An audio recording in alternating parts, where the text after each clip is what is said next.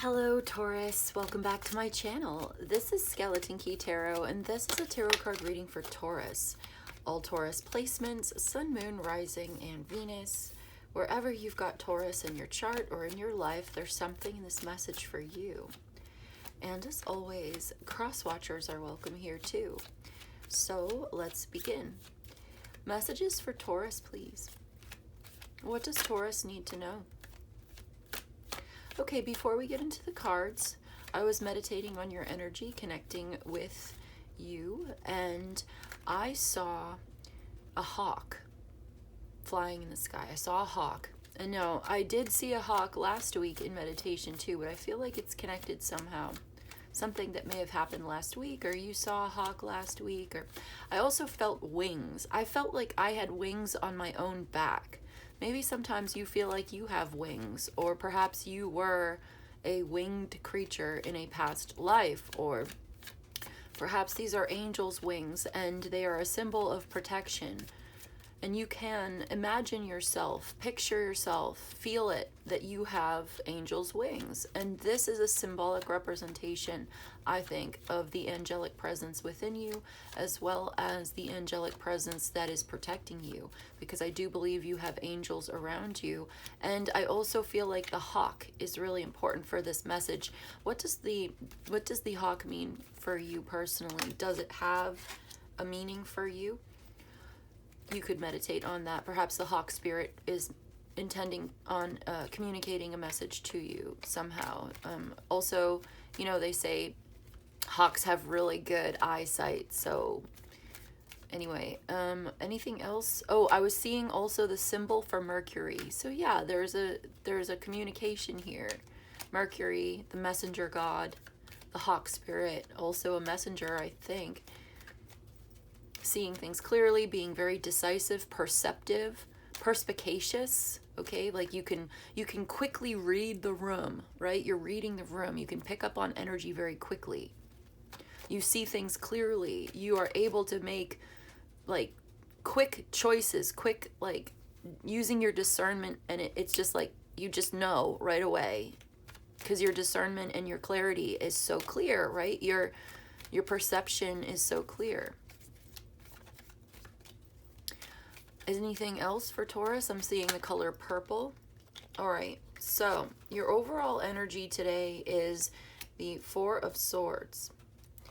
And at the bottom of the deck, we have the Fool. We've also got the King of Cups, the Nine of Swords, and the Judgment as sort of clarifiers underlying the situation. All right, so the Four of Swords, this is meditative energy, meditation, contemplation. This is rest, recuperation, and recovery. Perhaps you've had a difficult time. This can be indicated by the Nine of Swords. It's as if in the past, or the underlying energy here is dealing with this sort of hopelessness, mental anguish, and, you know, suffering, really. But the idea of this reading is that you are coming to a place of peace. You are really trying to put down the sword, lay it down, put it all down, and just recenter yourself, to find that quiet place within, to perhaps spend some time alone. Maybe you've gotten some good advice, or you're getting some guidance, or you're seeking this guidance. Perhaps it's spiritual. Maybe that's what draws you into tarot, because you're on a spiritual journey, a journey of clarity, of inner resolution, reconciliation within yourself, reconciling disparate elements of your own personality, some kind of inner conflict. But it's more than just conflict. It's like fear and guilt and shame and all of this that haunts you, something haunting you. I feel that somebody is very emotionally sensitive and emotionally intelligent as well, perceptive, like we were saying before, almost psychic in that way. But really, it's like clairvoyance, right? Yes, this is psychic in the sense that you can make predictions, or you can see things that have happened, precognition, that sort of thing, or that will happen, you know.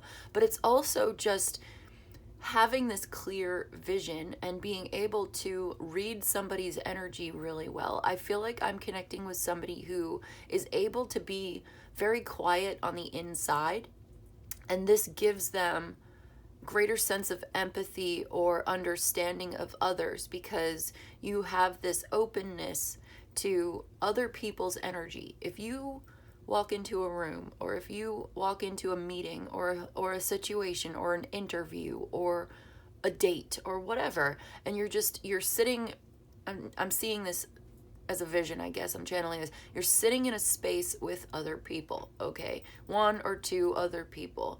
You walk into the room, there's chairs, they're sitting, and you're quiet because you're reading the room. You notice other people, the way that they are sitting, the body language, okay, the look on their face, the way that they are holding their body, the way that their feet are facing. You can tell if somebody is interested in talking to you because they're standing and facing you and their feet are facing you.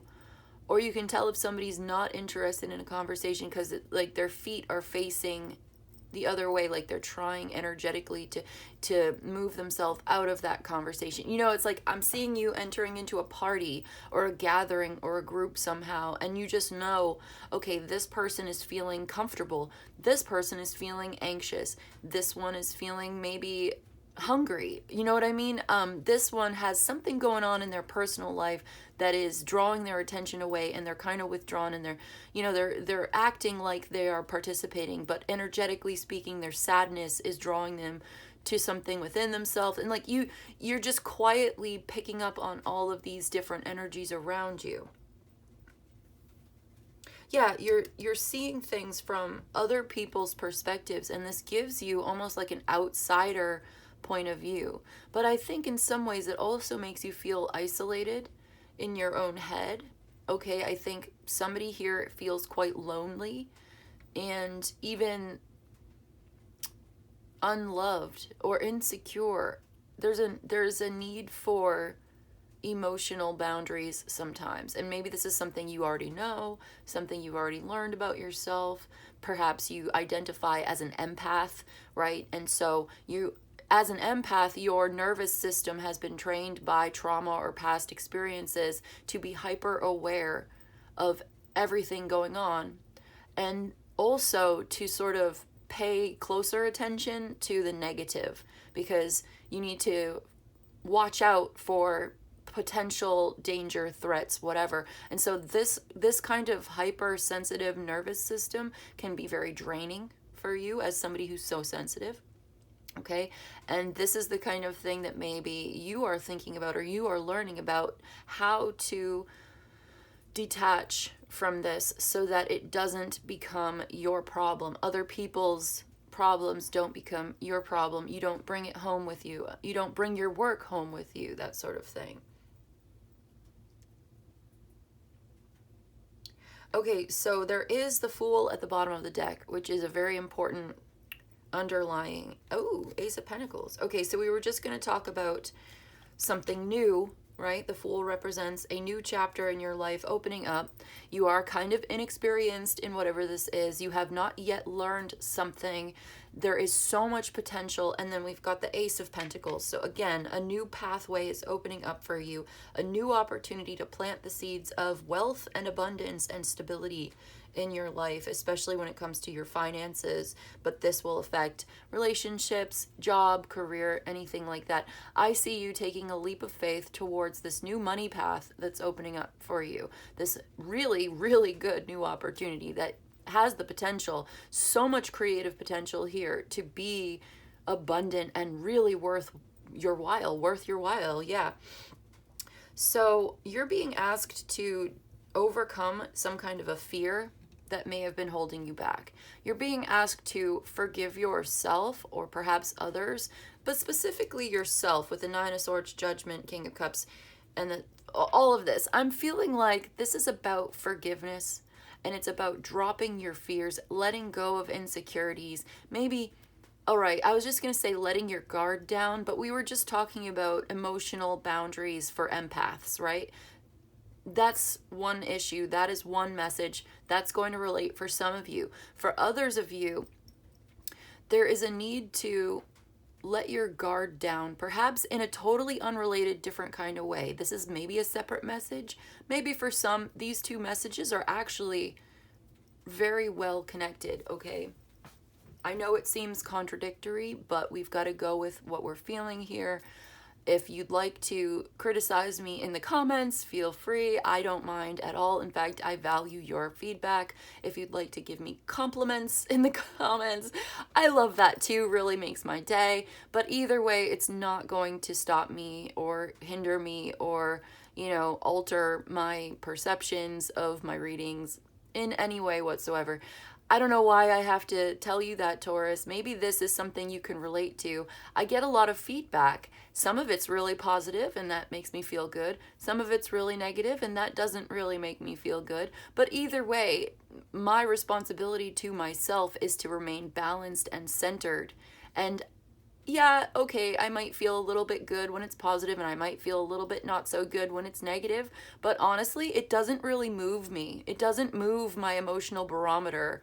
In the past, like last year when I first started really dedicating time to this YouTube thing, I would get a negative or positive comment, and it would really move my emotional barometer, you know what I mean? My speedometer would go either way, and it would really kind of affect me. But then over time, I've learned how to just move on, like acknowledge the comment and move on, get from it what I can, take from it whatever I get from it. If it's negative, that reflects, actually, these comments, whether they're negative or positive, really just reflect the other person and what they're going through. It says more about you, whoever's leaving the comment, than it says about me as the reader. And it really, it doesn't really say anything about me at all. It doesn't move me the way that it used to. Sometimes I get value out of it. Sometimes I don't, whatever. So perhaps this relates to you, Taurus, how you are dealing with others. So it's like, you're letting your guard down in order to take this opportunity to express yourself, to open up about you. But you're also, at the same time, simultaneously developing good, healthy boundaries for somebody who's so empathic and so sensitive, which means you are expressing yourself more openly and more fluently than ever, while at the same time, you are not moved as hard, by people's feedback. Other people's feedback, even if it's positive or negative, it doesn't affect you. It doesn't change anything about your mood. It really doesn't change the way that you operate, unless, of course, it's really very constructive. Sometimes I get constructive critique, and it's like, oh, I'm really glad somebody pointed that out to me, or I'm really glad that somebody gave me this healthy, good, constructive advice, right? So if it's good advice, you can choose to take it or not, but that's your choice. And nobody's going to have the power over you to take that choice away. Yeah? So you can give away your power of choice by overreacting positively or negatively, taking it too personally, right? This can sometimes take our power away from us, the power to choose how we deal with our situation, our life, our experience here. But if you learn to keep that centeredness, which is like that Four of Swords, that centeredness, that at rest within, that peace within yourself, that tranquility, it's like, it's not that nothing gets through. It's not that you're not sensitive to energy and feedback and comments or whatever. It's just that you have the strength or the peace of mind within yourself to be able to really choose what you want to do with that information. And it really just doesn't bother you. You're unbothered either way. You can say thank you, smile, say thank you. You can ignore something, or you can just, move on. And it really just water off a duck's back, Anyway. So, anything else for wow, yes. Okay, so so there is a really great sense of clarity, emotional clarity, intellectual, mental clarity. And I feel like you are somebody who's dealt with anguish and suffering. You've gone from 9 of Swords in your background to some kind of spiritual awakening moment where you've dropped it. You've dropped something. You let it go. You resolved it. Maybe you had problems with people in the past, relationships, people who have hurt you, things that they said that were nasty to you, that they, it hurt your feelings and it stuck with you. But you've managed somehow to forgive and move on. Even if you don't forget it, might never forget what happened. It might still be meaningful or profound, or it doesn't mean you get back together with that person or you unblock them or you reconcile, but it's resolved. You've ended it. You've ended it and you've gained a sense of clarity somehow. This is a brilliant new idea and a decision that you've made for the sake of your own peace of mind, in order, with the Two of Swords, to ignore outside influences, in order to come to your own conclusions and maintain your own inner peace. This is beautiful. I love that for you. You are headed towards some kind of important milestone in your life, taking something that you're working on, bringing it to the next level, bringing some phase of this into completion. Something ends for something new to begin. It's like a small, it's not like huge. Okay, we do have the Fool card here, so it is kind of a big deal to make this leap into something new with the Ace of Pentacles. But with the Four of Wands here, it's like you're beginning a major cycle and you're taking the first steps towards this new milestone. But I'm sensing something here that it's like, well, this might not apply to everybody, but it's like, for some of you, yeah, you might be moving to a new house, in a new location, in a new career. But for others of you, I'm getting the sense it's more like redecorating the house that you already live in so that it feels new again. It's like you may not actually be going to a new place for some of you. Others, yes, you are going to a new place. But for others, it's almost like this moment of clarity and awakening, it makes your familiar place look new again. You're seeing the familiar with new eyes, okay? Seeing a familiar place, the house that you've lived in for a while, the place that you've lived for a while, whatever, the relationship you've had for a while, whatever you're doing now, you're seeing it with new eyes, seeing the familiar as if for the first time again. But then we've got this Devil card here, okay? We've got Capricorn energy, Ace of Pentacles, Earth sign energy. I'm curious because the Devil, maybe we need a little clarifier because it's dark, it's the black background, so it immediately is associated with this Nine of Swords. It can be something that's a fixation, negative fixation, unhealthy obsession, addiction. Maybe this is something you have worked to overcome, and that's how you've managed to find this new peace of mind, is you've dealt with this negative attachment, this Devil energy.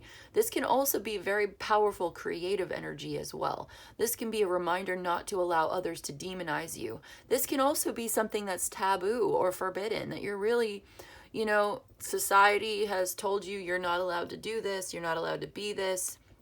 One clarifier for the Devil, please. The Magician. Wow, this is like magic. This is like spell work. This is occult. This is something taboo, forbidden, hidden, occult, mysterious. There's something magical about this. This is a very, very powerful creative energy and something that you are meant to create that is going to help you. It's going to benefit you and also everybody around you as well, but specifically you. This is your creation, your vision, your skills. This may take some hard work, ambition, focus. All right, I'm still a little curious. I want to get a clarifier on the Devil card, and I want to grab this deck here. This is one of my most...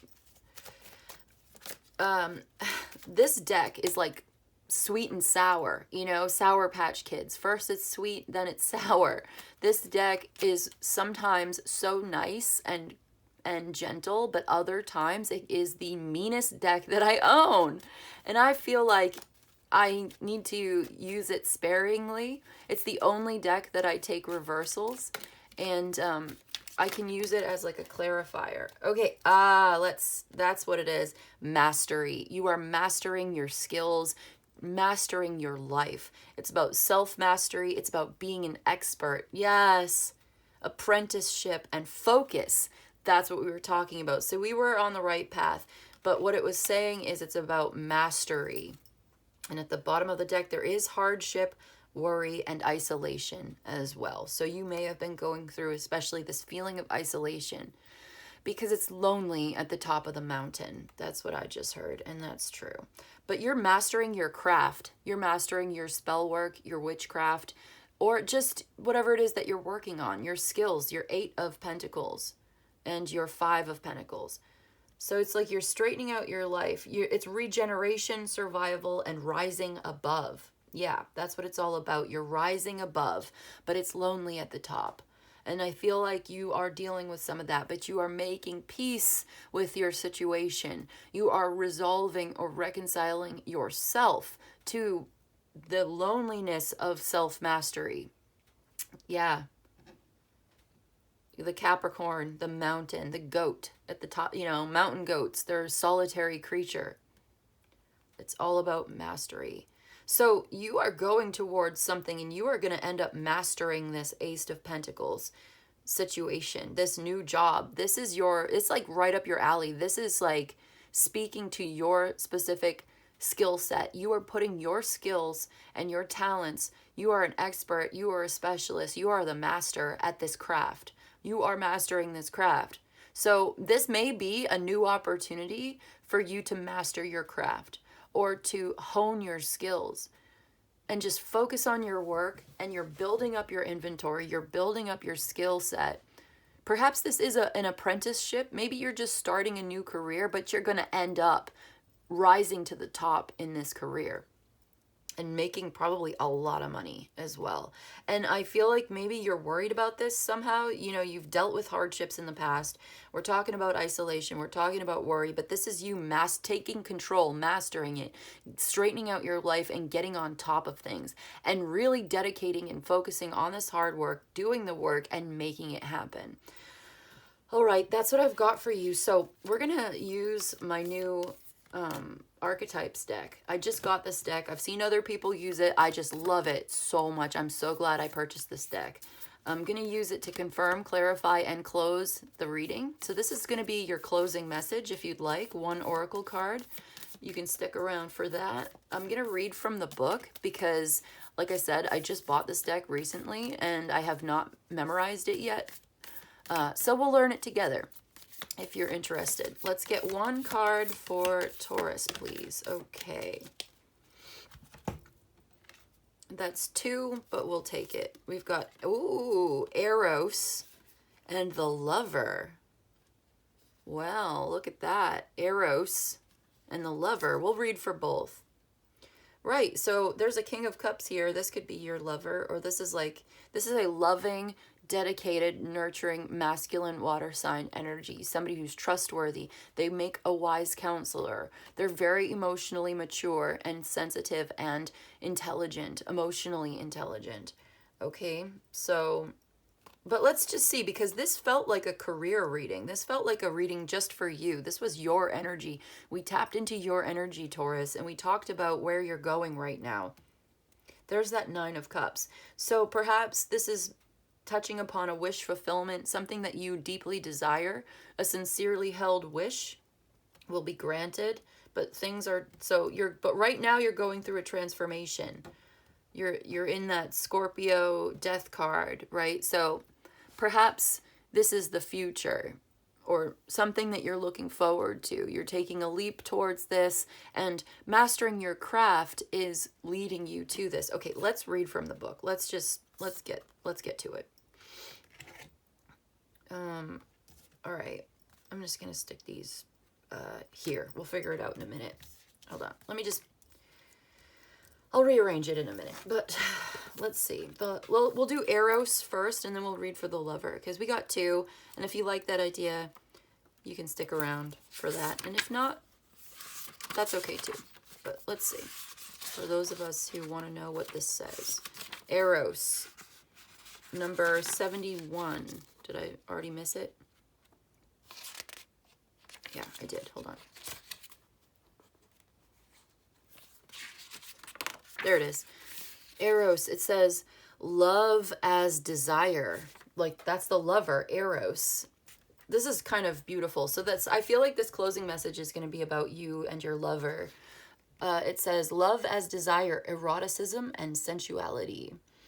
Though Eros can be depicted as unbridled sexuality and eroticism, a more contemplative understanding of this archetypal energy leads us to the root of desire itself. And yeah, we were just saying this sincere desire will be granted, whatever that Nine of Cups was. A sincere wish fulfillment, your desire, getting what you want. We saw that Nine of Cups. So, the root of desire itself.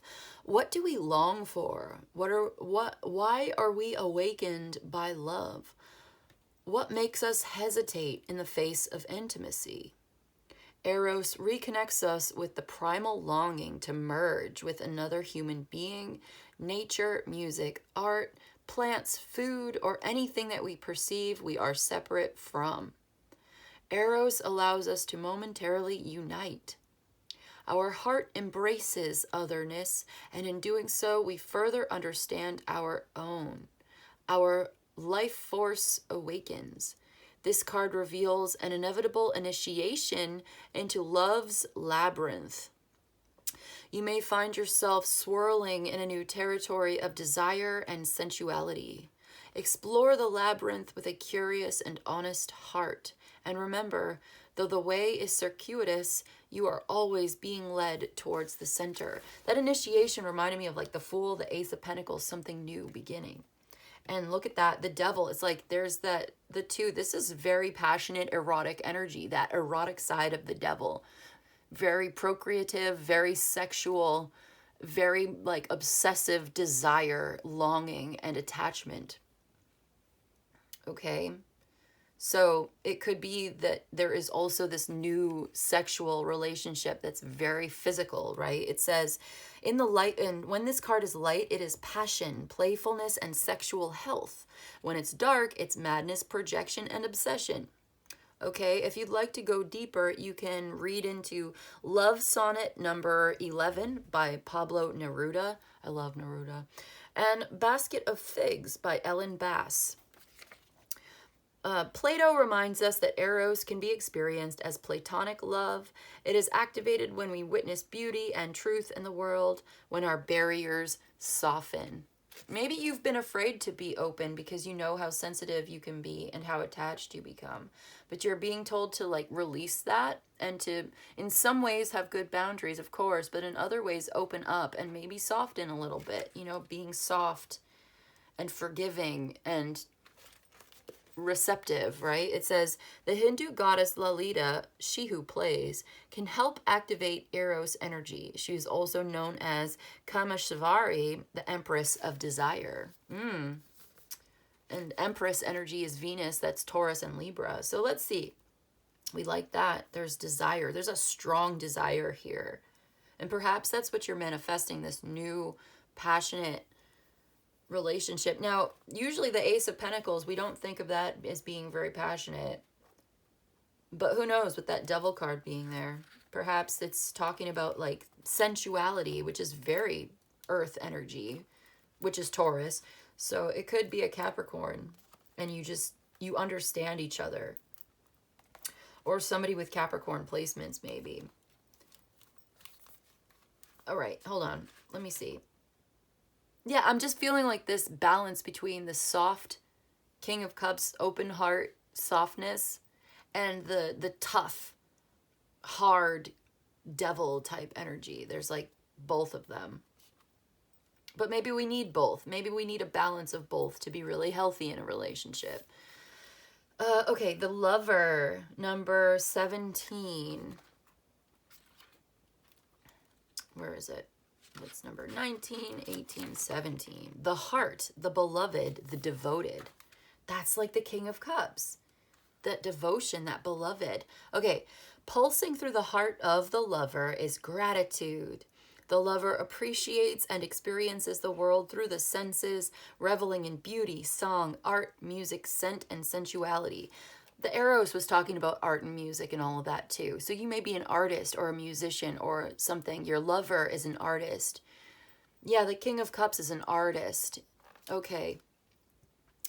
This energy awakens at the tip of our tongue when we taste the sweetness of honey, kiss our lover, or speak gentle words to a child. The lover lingers in foreplay, aroused not by the getting there, but by the slow merging of the self and other.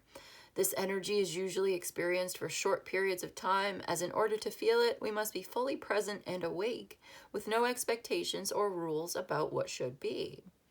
Rather, the lover is in awe of what the world presents, reveling in the glorious details, grateful to savor every last drop of life's offerings. When light, this is a card of connection, expansion, devotion, and awe. When dark, it is indulgence, attachment, and obsession. We've got like 3 cards talking about attachment and obsession here, so take that as it resonates. To go deeper into this, you can contemplate Aphrodite, Krishna, and Radha. So, the lover also says the lover archetype is present everywhere, not just where the conventional forms of pleasure and beauty are found. The lover's awe is unconditional.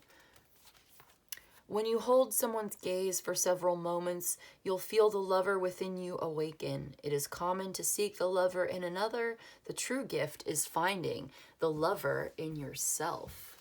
Ooh, I like that. I feel like that's what we should contemplate. That's a really good closing message here, to sort of meditate on that lover within.